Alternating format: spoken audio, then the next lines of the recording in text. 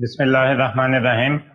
हमारा आज का टॉपिक जो है that is effective mass of electrons and holes. तो सबसे पहले हम इसके इंट्रोडक्शन की बात करते हैं। तो बैंड थ्योरी की जब हम बात करते हैं तो बैंड थ्योरी में हमें ये जानना ज़रूरी होता है कि इलेक्ट्रॉन की मोशन जो है वो किस तरह की है, इलेक्ट्रॉन बैंड में कहाँ और किस तरह एग्जिस्ट करते हैं। इलेक्ट्रॉन की मोशन की जो मालूमात है that is basically directly related to its effective mass. तो इनिशियली हम इलेक्ट्रॉन के डुअल नेचर को कंसीडर करके जो है वो बात का आगाज करेंगे। इलेक्ट्रॉन जो है वो एक क्वांटम पार्टिकल है जिसके साथ डी ब्रॉगली वेव एसोसिएट करती है। तो हर वेव की जो वेलोसिटीज हैं वो दो तरह की होती हैं, एक उसकी ग्रुप वेलोसिटी होती है, एक उसकी फेज वेलोसिटी होती है। तो किसी भी पार्टिकल की जो वेलोसिटी है that is basically equal to the group velocity of the wave associated with that particle.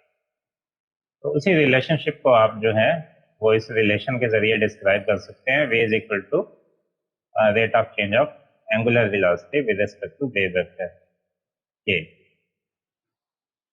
तो यहाँ पे अगर आप चेन रूल लगाएं तो इस रिलेशनशिप को आप लिख सकते हैं D omega by D E and D by D के। तो ओमेगा यहाँ पे एंगुलर वेलोसिटी है किस चीज की, डी ब्रॉगली वेव की। और जो एंगुलर वेलोसिटी जो है that is related to energy of the particle by following relation. तो इस रिलेशनशिप को देखें तो E is equal to H का ओमेगा वेल नोन रिलेशन है, क्वांटम मैकेनिक्स में हम इस्तेमाल करते हैं। तो इस रिलेशन को का अगर डिफरेंशियल ले लें तो आपके पास जो है ये रिलेशन आ सकता है D E over D omega is equal to H का। तो यहाँ पहली इक्वेशन में जहाँ पे D E over D omega जो है इसका अगर आप रेसिप्रोकल ले लें 1/h कट बनेगा। तो ये पहला पार्ट जो है इस इक्वेशन का, यहाँ पे इसको पुट किया जा सकता है। तो v की वैल्यू आपके पास बन जाएगी 1/h cut D E by D के, या इसको आप इस तरह से लिख सकते हैं v is directly proportional to rate of change of energy with respect to change in the wave vector के। तो ये आपके पास जो है वो फेज वेलोसिटी आ गई जो कि डिस्क्राइब करती है एनर्जी का रिलेशन फेज वेलोसिटी के साथ, पार्टिकल की वेलोसिटी के साथ। एनर्जी की वेरिएशन जो है विद रिस्पेक्ट टू के और किस तरह पार्टिकल की वेलोसिटी पे अफेक्ट कर सकती हैं, असरअंदाज हो सकती हैं, किस तरह पार्टिकल की मैस से इफेक्ट हो सकेंगी, इसका हम रिलेशन यहाँ से डेवलप करेंगे। और वो जो बैंड्स के अंदर इलेक्ट्रॉन का डिफरेंट प्लेसेस पे डिफरेंट जो वेट होगा या मैस होगा उसको हम उसकी इफेक्टिव मैस कहेंगे। So this relation is significant in describing the motion of electron in the band theory. It indicates that the motion of electron can be completely described if we know that what is the E के relationship. E के graph जो है energy और wave vector का जो graph है वो अगर हमारे पास अवेलेबल हो तो उसको देख के हम इलेक्ट्रॉन की मोशन को इंडिकेट कर सकते हैं कि इलेक्ट्रॉन की मोशन जो है वो किस तरह हो। तो हमारे पास दो केसेस हैं, इलेक्ट्रॉन के लिए फ्री इलेक्ट्रॉन का केस है और दूसरा हमारे पास उस इलेक्ट्रॉन का केस है जो किसी पीरियाडिक पोटेंशियल में मौजूद है। तो सबसे पहले हम फ्री पार्टिकल की बात करते हैं। तो फ्री पार्टिकल एक क्लासिकल पार्टिकल है, उसकी एनर्जी जो है वो आप निकाल सकते हैं E इज इक्वल टू के स्क्वायर बाई 2m से। ठीक है, सिंपल ये काइनेटिक एनर्जी का रिलेशनशिप है जिससे आपने जो है T यहाँ पे मोमेंटम है और m जो है वो मैस ऑफ इलेक्ट्रॉन है। तो यहाँ पे आपने जो है वो रिलेशनशिप यूज किया P is equal to H by lambda. और लैम्डा की वैल्यू आपके पास होती है h ओवर 2 पाई और k की जो वैल्यू होती है आपके पास that is 2 pi by lambda. तो ये दोनों वैल्यूज जो हैं वो आप अगर पुट कर दें यहाँ पे तो ये इक्वेशन सिंप्लीफाई होके आपके पास बनेगी is equal to H cut square के स्क्वायर बाई 2m। तो इस इक्वेशन में अगर आप देखें तो एच कट स्क्वायर जो है ये भी कांस्टेंट है, 2 एक नंबर है और मैस ऑफ इलेक्ट्रॉन जो है ये भी कांस्टेंट है। तो इस इक्वेशन को आप लिख सकते हैं इज डायरेक्टली प्रोपोर्शनल टू के स्क्वायर, यानी एनर्जी की वैल्यू जो है फ्री पार्टिकल के लिए वो के स्क्वायर के डायरेक्टली प्रोपोर्शनल। तो ये पैराबोला की इक्वेशन जो है वो बनी है। तो सिंपल जो आपके पास फ्री पार्टिकल या फ्री इलेक्ट्रॉन होगा उसकी एनर्जी वेव वेक्टर यानी ई के डायग्राम जो है वो एक पैराबोलिक शेप जो है वो होगी। सिंपल पैराबोला जो है उसका आपको नजर आएगा। इन कंट्रास्ट अगर आप किसी बाउंड पार्टिकल की बात करें जो पीरियाडिक पोटेंशियल में मौजूद हो और आप फर्स्ट ब्रिलियन जोन में ई के डायग्राम ड्रा करें, तो बैंड थ्योरी के अकॉर्डिंग जो आपके पास डायग्राम बनेगी या जो वेलोसिटी होगी हम जानते हैं वो डी ई और डी के रेट ऑफ चेंज जो स्लोप है ई के ग्राफ की उसके डायरेक्टली प्रोपोर्शनल है। तो इलेक्ट्रॉन की मोशन जो है या इलेक्ट्रॉन की वेलोसिटी जो है वो ई के डायग्राम पे डिपेंड करती है। और बाउंड पार्टिकल की जो ई के डायग्राम है वो परफेक्ट पैराबोला नहीं होती, बल्कि इस तरह की होती है जैसे आप यहाँ पे इस डायग्राम में देख रहे हैं। तो उसमें शुरू का पोर्शन जो है वो तो सिमिलर है just like that of the perfect parabola, लेकिन बॉटम पे और टॉप का जो एरिया है वो आपको स्लाइटली डिफरेंट नजर आएगा। जो एब्सोल्यूट वेलोसिटी इलेक्ट्रॉन की वो मैक्सिमम होती है k इज इक्वल टू के नॉट। ये एक्स एक्सिस पे k है, वाई एक्सिस पे e है। This is energy wave vector diagram. और ये जो डॉटेड वर्टिकल लाइंस लगाई हैं यहाँ पे k की वैल्यू को हम कहेंगे कि k नॉट के बराबर है। k नॉट को पॉइंट ऑफ इन्फ्लेक्शन कहते हैं। ये वो पॉइंट है जहाँ पे जाके जो स्लोप है वो डिक्रीज होना शुरू हो जाती है, पार्टिकल की वेलोसिटी डिक्रीज होना शुरू हो जाती है, कर्व अपनी डायरेक्शन बदलना शुरू करती है। ठीक है, तो ये वो पॉइंट है जहाँ पे पार्टिकल की वेलोसिटी जो है वो मैक्सिमम होगी। पहले वेलोसिटी इंक्रीज करेगी, यहाँ पे मैक्सिमम होगी और इस पॉइंट के बाद वेलोसिटी में दोबारा डिक्रीज करना शुरू कर देगा। ठीक है, तो after this point velocity will decrease with increasing energy which is quite different from the free electron। Free electron में ये पैटर्न हमेशा इंक्रीजिंग बिहेवियर होता है। तो जो आपके पास स्लोप आती है वो हमेशा इंक्रीजिंग वैल्यू जो है वो शो करती है। स्लोप किसे कहते हैं? आपको डी बाई डी के is basically the slope of derivative जो होता है वो स्लोप की वैल्यू आपको देता है। सो वी स्लोप ऑफ ई के डायग्राम के डायरेक्टली प्रोपोर्शनल है। तो अगर आपके पास ई के डायग्राम मौजूद हो तो उससे आप वी की वैल्यू जो है वो एट डिफरेंट पॉइंट्स कैलकुलेट कर सकते हैं। तो अब हम यहाँ पे सपोज करते हैं कि लेट हमारे पास एक इलेक्ट्रिक फील्ड है जो आपने अप्लाई की है सॉलिड के अक्रॉस इलेक्ट्रॉन पर for time D T. So if v is the velocity of electron then the distance traveled by the electron in time dt is v multiply s is equal to vt relationship use करके ये distance travelled आ जाएगा। So that again the energy of the electron is, तो electron की energy work done के बराबर होगी। Electron को मखसूस डिस्टेंस तक आप ट्रेवल करवाना चाहते हैं तो इलेक्ट्रोस्टैटिक फोर्स जो आप उसके ऊपर लगाएंगे that is small E into energy, और ये जिसका डिस्टेंस कवर है। सो वर्क डन जो है वो फोर्स इनटू डिस्प्लेसमेंट के बराबर होता है। तो वो वर्क डन निकालेंगे, वही आपके पास जो है वो एनर्जी के अंदर जो चेंज आएगी इलेक्ट्रॉन के उसके बराबर होगा। तो ये फोर्स है हमारे पास, ये इलेक्ट्रॉन का जो डिस्प्लेसमेंट हो गया। तो v की वैल्यू आपके पास मौजूद है, उसको वेक्टर फॉर्म में आप लिखें 1/h D E by D के। यहाँ पे के की आपने वेक्टर फॉर्म इस्तेमाल किया इनटू डी टी। तो इस रिलेशनशिप में डी ई से कैंसिल हो जाएगा। यहाँ से आप simply D K by D T जो है वो निकाल सकते हैं। और इस रिलेशनशिप से अगर आपने D K by D T की वैल्यू निकाली तो that will be E epsilon over H. यहाँ पे एप्सिलॉन जो इलेक्ट्रिक फील्ड के लिए है, ई चार्ज ऑफ इलेक्ट्रॉन है, स्मॉल ई जो है, और एच कट जो है वो कांस्टेंट है, एच ओवर 2 पाई के बराबर आप जानते हैं। तो इलेक्ट्रॉन को जब इलेक्ट्रिक फील्ड में रखेंगे तो वो पॉजिटिव पोटेंशियल की तरफ एक्सेलरेट करेगा। तो उसका एक्सेलरेशन हम कैसे निकाल सकते हैं? तो सिंपल मैकेनिक्स अप्लाई करेंगे। यहाँ पे rate of change of velocity जो है वो आपके पास एक्सेलरेशन होता है। वेलोसिटी की वैल्यू आपके पास अगर मौजूद हो उसका आप टाइम डेरिवेटिव अगर ले लें तो आपके पास उसका एक्सेलरेशन आ जाएगा। तो a is equal to d v by D t. तो ये आपके पास शुरू में जो आपने वी की वैल्यू निकाली थी वो आपने पुट कर दी। So 1/h cut d by dk, right. और यहाँ पे आपने जो है वो दोबारा से चेन रूल लगाया है, D E by D K by D T, right. तो ये आपने सिंपल चेन रूल लगाया है, डी के से डी के अगर कैंसिल हो जाए तो यही रिलेशनशिप जो है वो आपके पास बन जाता है। ठीक हो गया। तो यहाँ पे कुछ क्वांटिटीज ऐसी हैं जिनकी वैल्यूज आप पहले से निकाल चुके हैं, वो वैल्यूज आप यहाँ पे कर देंगे। तो पहली जो दो चीजें हैं ये इकट्ठी हो जाएंगी, ये बनेगा डी स्केयर ई और डी के स्केयर, और d K by D T की वैल्यू ये पहली लाइन में स्लाइड पे हमारे पास मौजूद है।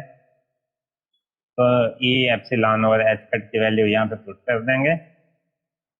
तो इसको सिंप्लीफाई कर लें तो ये बनेगा आपके पास ई एप्सिलॉन और h cut square d square e और डी के स्केयर। तो ये आपके पास जो है एक्सेलरेशन का रिलेशनशिप आ गया। तो ये एक्सेलरेशन का जो रिलेशनशिप है इसको अगर न्यूटन सेकंड लॉ से हम देखते हैं F is equal to M A, तो ए की जो वैल्यू है वो आपके पास बनेगी एफ डिवाइडेड बाय एम।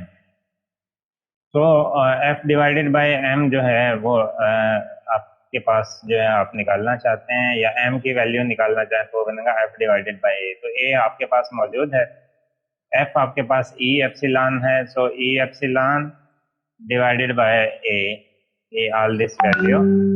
तो इसको अगर आप फर्दर सिंप्लीफाई करें तो ये बनेगा m is equal to H cut square d square e और डी के स्केयर। तो ये इलेक्ट्रॉन की इफेक्टिव मास है एक्चुअली, जो कि ई के की वेरिएशन पे डिपेंड करती है, इसलिए इफेक्टिव मास है। तो इसलिए इस मास को सिंपल एम नहीं लिखा बल्कि एम स्टेरिक लिखा है।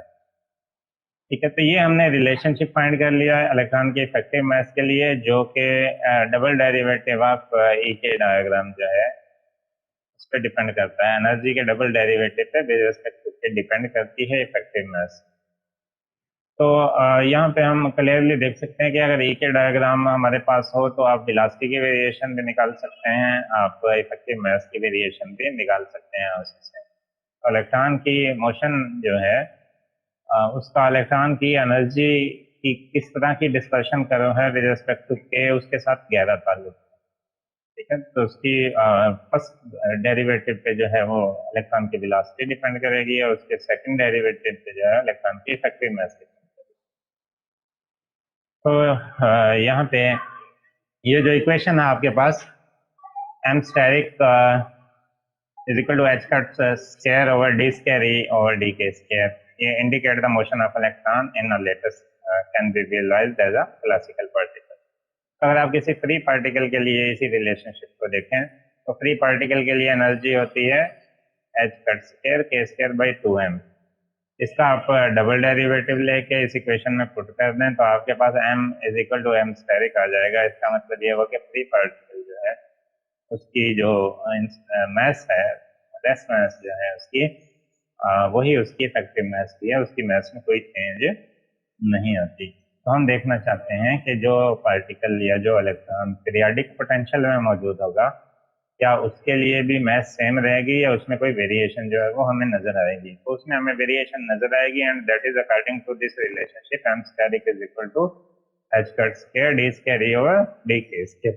क्योंकि फ्री पार्टिकल का जो रिलेशनशिप है ई के डिस्पर्शन कर्व जो है वो डिफरेंट है और बाउंड पार्टिकल की जो ई के डायग्राम है वो डिफरेंट है।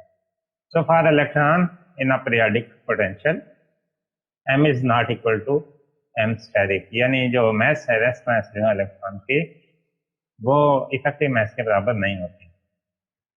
तो वो जो तीन डिपेंडेंसीज हम डिराइव करके आए हैं उसकी अब ग्राफिकल शक्ल देखते हैं। तो ये पहली डायग्राम अगर आप देखें तो ये हमारे पास ई के डायग्राम है, एनर्जी वेव वेक्टर की डायग्राम है। सेकंड डायग्राम में आप देखें वाई एक्सिस पे वी है, एक्स एक्सिस पे के है, तो ये वी के डायग्राम है। ये वेलोसिटी की वेरिएशन को आपको बताएगी with respect to wave vector. तो पहली एनर्जी की डिस्पर्शन कर्व है, दूसरी वेलोसिटी की डिस्पर्शन कर्व है, और ये जो तीसरी डायग्राम है इसमें एक्स एक्सिस पे आपको के ही नजर आएगा और वाई एक्सिस पे देखते तो आपको इफेक्टिव मैस नजर आएगा। तो ये इफेक्टिव मैस की डिस्पर्शन कर्व है कि के विद रिस्पेक्ट एनर्जी कैसे चेंज होती है, वेलोसिटी कैसे चेंज होती है और इफेक्टिव मैस कैसे चेंज होती है। तो ये तीन डायग्राम जो हैं ये क्लियरली डिस्क्राइब कर रहे हैं। इन तीनों डायग्राम्स में एक डिफाइनेट रिलेशनशिप मौजूद है। ई के डायग्राम सिंपल आपको एनर्जी की वेरिएशन दिखा रही है विद रिस्पेक्ट टू के particle in a periodic potential, bound particle के लिए। सेकंड डायग्राम जो है ये बेसिकली आपको स्लोप बता करके दे रही है डी ई बाई डी के, चूंकि डी की वैल्यू डायरेक्टली प्रोपोर्शनल है। तो ये जो रिलेशनशिप है आपको ई के डायग्राम का डेरिवेटिव, फर्स्ट डेरिवेटिव नजर आ रहा है। और जो थर्ड डायग्राम है आप ने देखा था डिनोमिनेटर में डी स्केयर ई और डी के स्केयर था, तो ये थर्ड डायग्राम आपको बुनियादी तौर पे जो पैटर्न है ये एनर्जी का जो है second derivative with respect to K, उसका रेसिप्रोकल पैटर्न जो है वो शो कर रही है, तो वो डिनोमिनेटर में। तो ये जो वर्टिकल डॉटेड लाइन है तमाम ग्राफ्स में, ये पॉइंट ऑफ इन्फ्लेक्शन है जहाँ पे जाके जो है वो ई के कर्व अपनी डायरेक्शन चेंज करती है, जहाँ पे जाके पार्टिकल की वेलोसिटी मैक्सिमम होती है। उसके बाद फर्दर अगर आप के की वैल्यू को बढ़ाएं या एनर्जी को बढ़ाएं तो पार्टिकल की वेलोसिटी बजाय इंक्रीज होने के डिक्रीज होने लग जाती है। तो हमने बहुत सारी इंफॉर्मेशन कलेक्ट करनी है इन तीन जो हमारे पास डायग्राम्स नजर आ रही हैं हमें उनसे। तो पहली डायग्राम तो बहुत सिंपल है, हम इसको डिस्कस कर चुके हैं। ये तीनों की तीनों डायग्राम जो है वो सेम पॉइंट पे आपको कर्व की वेरिएशंस दिखाएंगी, और तीनों फर्स्ट ब्रिलियन जोन को शो कर रही हैं प्लस पाई ओवर ए से लेके माइनस पाई ओवर ए तक। तो यहाँ पे अगर आप जीरो पे देखें, के इज इक्वल टू जीरो, पहली डायग्राम को अगर देखें तो उसकी यहाँ पे अगर आप स्लोप निकालें तो डी की वैल्यू जो है वो यहाँ पे आपको जीरो मिलेगी, क्योंकि हॉरिजॉन्टल लाइन के अलॉन्ग आ जाएगी स्लोप। तो ये कर्व जो है इसका बिल्कुल एक जैसा ट्रेंड नहीं है, जैसे कि के स्क्वायर के डायरेक्टली प्रोपोर्शनल होता है फ्री पार्टिकल के केस में, परफेक्ट पैराबोलिक शेप नहीं है। तो इसलिए पॉइंट ऑफ इन्फ्लेक्शन तक तो वेलोसिटी की वैल्यू इंक्रीज होगी। पॉइंट ऑफ इन्फ्लेक्शन ये है जी, सेकंड डायग्राम में अगर आप देखें टॉप पे जो डायग्राम आपको नजर आ रही है, तो ये पॉइंट ऑफ इन्फ्लेक्शन है जहाँ पे वेलोसिटी की वैल्यू मैक्सिमम है, और इसके बाद स्लोप की वैल्यू जो है वो ग्रेजुअली डिक्रीज होना, क्योंकि इस पॉइंट के बाद आप देखें ये कर्व नीचे आना शुरू हो गई है। यहाँ इस पॉइंट तक ये कर्व ऊपर जा रही थी तो इसकी स्लोप बढ़ रही थी, इसके बाद इसकी स्लोप कम होना शुरू हो गई। तो जैसे इसकी स्लोप कम होगी तो वेलोसिटी की वैल्यू भी कम होना शुरू हो जाएगी, और इसी तरह जो है वो अपोजिट डायरेक्शन में। तो यहाँ पे पॉइंट ऑफ इन्फ्लेक्शन पे यहाँ पे वेलोसिटी एक डायरेक्शन में मैक्सिमम है, और यहाँ पे वेलोसिटी जो है वो अपोजिट डायरेक्शन में आपको मैक्सिमम नजर आती है। और एक चीज आपको दूसरी जो नजर आएगी यहाँ पे कि बाउंड्री पे जाके वेलोसिटी जो है वो जीरो हो जाती है। इसका मतलब ये हुआ कि बाउंड्री पे जाके जो है वो इलेक्ट्रॉन की मूवमेंट जो है वो फ्रीज कर जाती है, या इसके बाद आप ये कह सकते हैं कि इलेक्ट्रॉन आगे जाने के बजाय वहां से रिफ्लेक्ट बैक होगा। तो जब कोई पार्टिकल अपनी डायरेक्शन चेंज करता है तो उसकी वेलोसिटी इंस्टेंटेनियसली जीरो होती है एक बार। और अगर आप इस थर्ड डायग्राम की बात करें तो ये आपके पास एम के डायग्राम है, एमस्टेरिक के डायग्राम है। ये इफेक्टिव मास की डिस्कशन कर रहा है विद रिस्पेक्ट टू के। रेंज वही है, फर्स्ट ब्रिलियन जोन में ड्रा किया है, वही पॉइंट ऑफ इन्फ्लेक्शन हैं। तो इसमें जहाँ पे ये पॉइंट देखें जीरो, तो ये वो पॉइंट है जहाँ पे स्लोप जो है वो आपको मैक्सिमम मिलेगी वी के डायग्राम की। तो क्या आपने सेकंड डेरिवेटिव लेके उसका रेसिप्रोकल लेना है, तो मैक्सिमम वैल्यू जब डिनोमिनेटर में हो तो आंसर मिनिमम आएगा आपके पास। तो v is equal to zero के अगेंस्ट आपके पास जो है ये मिनिमम वैल्यू आएगी इफेक्टिव मास की। और जैसे जैसे जो है इसकी स्लोप कम होती जाएगी, चाहे आप अपवर्ड जाते हैं या चाहे आप डाउनवर्ड जाते हैं, साइन डिफरेंट होगा दोनों केसेस में। तो एक केस में ये लेफ्ट में है, दूसरे केस में ये राइट में है। तो ये जो इफेक्टिव मास की वैल्यू है ये इंक्रीज करेगी। जब वेलोसिटी मैक्सिमम होगी तो इफेक्टिव मास जो है वो बहुत ज़्यादा बढ़ जाएगी, मैक्सिमम होगी इफेक्टिव मास भी। ठीक है, फर्दर अगर आप इसको बढ़ाएंगे तो इफेक्टिव मास जो है वो इन्फिनिटी को अप्रोच कर जाएगी। तो इसका मतलब सिंपल जो इलेक्ट्रॉन है उनकी जो इफेक्टिव मास है एमस्टेरिक, वो इन्फिनिटी को अप्रोच करेगी अगर आप फर्दर इलेक्ट्रॉन की वेलोसिटी बैंड में इंक्रीज करने की कोशिश करेंगे तो कहाँ पे जाके point of inflection. So point of inflection left और राइट पे दोनों साइड पे, अगर पॉइंट ऑफ इन्फ्लेक्शन के बाद की बात करें तो फिर आपको क्या मिलेगा। तो आप देखें पॉइंट ऑफ इन्फ्लेक्शन के बाद वी के डायग्राम की अगर किसी भी पॉइंट पे स्लोप निकाल लें तो वो नेगेटिव आएगी। तो ये पोर्शन देख लें या ये पोर्शन देख लें, ये दोनों पोर्शन इंडिकेट करते हैं कि स्लोप की वैल्यू जो है वो नेगेटिव आएगी। तो नेगेटिव स्लोप की वैल्यू ये इंडिकेट करती है कि इफेक्टिव मास की वैल्यू भी नेगेटिव आएगी। तो इफेक्टिव मास के नेगेटिव होने से क्या मुराद है, ये एक टिपिकल क्रिटिकल सिचुएशन हमारे सामने आ गई है कि मास की वैल्यू नेगेटिव होने से क्या मुराद है। क्या बैंड में हमें इस जगह पे पॉइंट ऑफ इन्फ्लेक्शन के बाद इस तरह के इलेक्ट्रॉन मिलेंगे। तो ये सिचुएशन जो है इसको डिस्क्राइब किया जा सकता है अगर हम ये ध्यान में रखें कि होल्स का कंसेप्ट भी पाया जाता है मटेरियल के अंदर। तो फर्स्ट ब्रिलियन जोन की बाउंड्री के करीब मेजॉरिटी में आपको जो चीज मिलेगी वो इक्विवेलेंट होगी इलेक्ट्रॉन के, लेकिन उसका चार्ज जो है वो इलेक्ट्रॉन से अपोजिट होगा, उसको आप होल का नाम देते हैं। तो बेसिकली ये नेगेटिव मास जो है that indicates the mass of the hole. तो ये होल्स की होल की इफेक्टिव मास को शो कर रही हैं ये जो हमारी कर्व है। तो बाउंड्री पे भी अगेन होल की मास जो है वो 0 होगी और ये मास बिल्कुल इसी ग्राफ का अपोजिट है। होल की मास जैसे जैसे आप पॉइंट ऑफ इन्फ्लेक्शन के करीब आएंगे तो वो इंक्रीज करती जाएगी but with negative sign. So this is our discussion for today. So thank you very much for this interaction.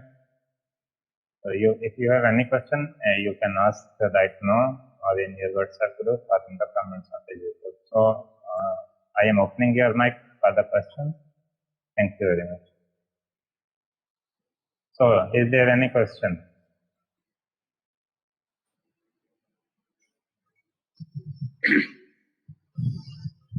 Yes. Is there any question? Sir ji, अगर होल्स इलेक्ट्रॉन्स की सारी प्रॉपर्टीज को ऑक्यूपाइड करता है तो जो होल्स है वो हैवियर क्यों होता है इलेक्ट्रॉन से? जब आप कहते हैं ना कि hole is heavier than that of the electron, इसका मतलब आयन की बात कर रहे होते हैं, ठीक है, जिसने इलेक्ट्रॉन को लूज कर दिया होता है जी, ठीक है। तो आप उस आयन की बात करें, ओवरऑल आयन जो है वो हैवियर होता है, ठीक है। होल की जब जनरली हम बात करते हैं तो that is simply absence of electron. एक जगह है खाली है जहां इलेक्ट्रॉन मौजूद नहीं है, इलेक्ट्रन आके उसको फिल कर सकता है। तो सिर्फ उस पॉइंट को अगर आप फोकस करें तो they have similar property. Electron वहां आके उस जगह को ऑक्यूपाई करके उसको न्यूट्रलाइज कर सकता है।